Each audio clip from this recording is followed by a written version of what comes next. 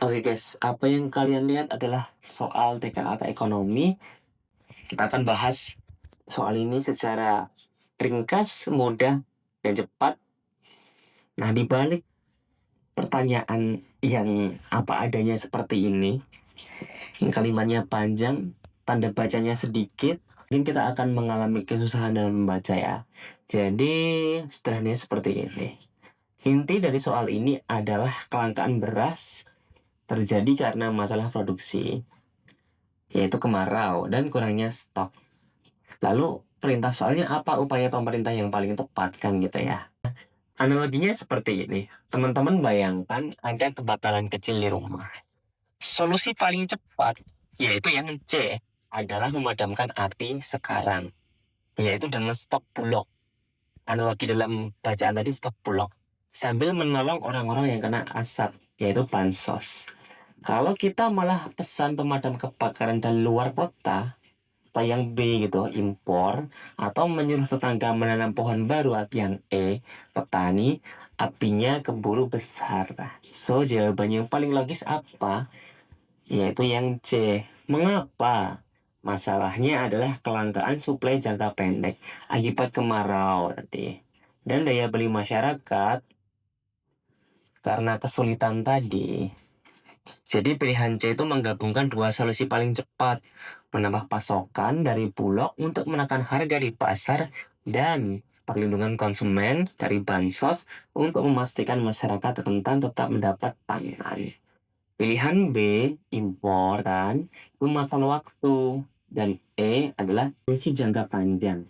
Kalian bisa menjawab ini dengan cepat, yaitu cari kebijakan yang bersifat immediate atau segera gitu aja, dan berdampak pada supply. Dalam kasus kelangkaan pangan di Indonesia, peran bulan dan bantuan sosial selalu menjadi intervensi pemerintah yang paling cepat dan efektif. Nah, itu yang harus dihafalkan. Nah ya, kita lanjut ke soal nomor kedua. Laras memiliki uang sebesar 10 juta rupiah. Ada beberapa hal yang ingin Laras lakukan dengan uang tersebut. Yang pertama, ditabung pada simpanan biasa dengan suku bunga 1% per tahun. Oke, artinya ini berapa? 100.000 rupiah. Kemudian yang kedua, didepositokan dengan tenor 1 tahun, suku bunga 2,25% per tahun. Jadi ini berapa? 225.000. Lalu yang ketiga, digunakan sebagai modal usaha dengan estimasi laba 100.000 per bulan. Jadi ini berapa kalau dihitung? 100 kali 12 jadi 1.200.000. Kemudian yang terakhir diinvestasikan untuk membeli emas dengan estimasi keuntungan 28% per tahun. Jadi ini berapa? 28% kali uang tadi 2.800.000. Nah, apabila Laras memilih untuk berinvestasi emas, maka biaya peluang yang dikorbankan adalah jawabannya yang benar itu yang apa? Kenapa? Karena biaya peluang opportunity cost gitu adalah nilai dari alternatif terbaik kedua yang harus dilepaskan karena kita memiliki opsi lain. Nah, Laras memilih emas sebagai pilihan terbaik. Alternatif terbaik kedua adalah usaha dengan keuntungan 1.200.000 per tahun. Jadi jawabannya yang A. Kalau yang B kan cuma 100.000. Nah, yang C cuma 225.000. Dan yang E itu salah hitung.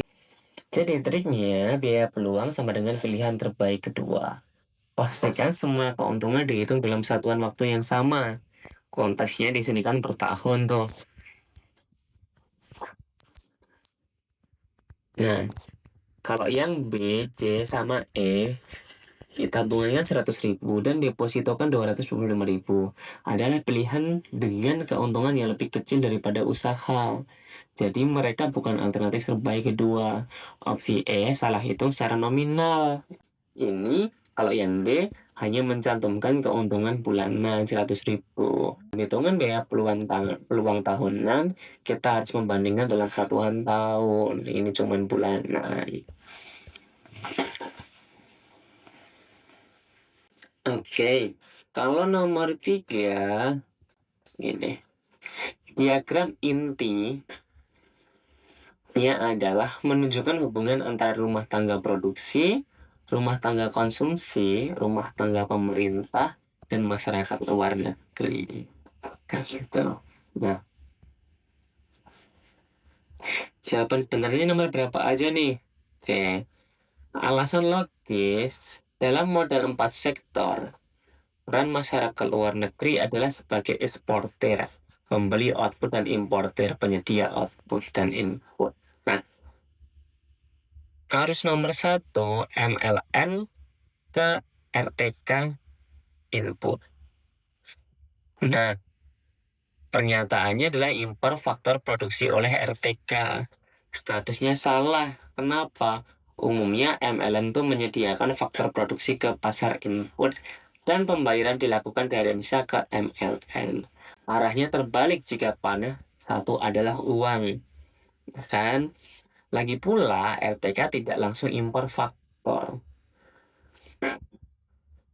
Terus nomor 2,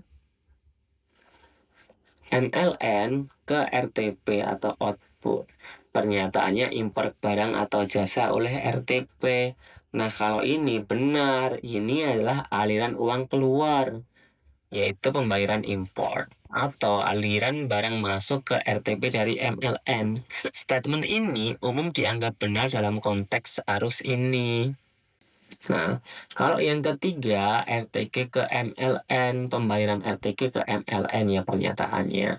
Itu juga benar, sebab ini bisa berupa pembayaran utang luar negeri atau pembayaran atas impor barang dan jasa yang dilakukan oleh pemerintah. Terus nomor 4, RTK ke RTP. Pernyataannya, subsidi pembelian dari RTG ke RTP. Salah, ini pernyataan menyebut subsidi. Padahal CD adalah transfer payment. Walaupun arahnya benar, RTG memberi ke RTP.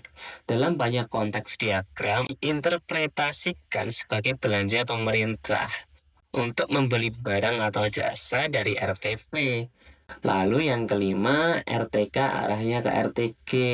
Pajak yang dibayar RTG, RTK ke RTG. Benar, ini adalah pajak langsung. Contohnya PPH yang dibayarkan konsumen kepada pemerintah.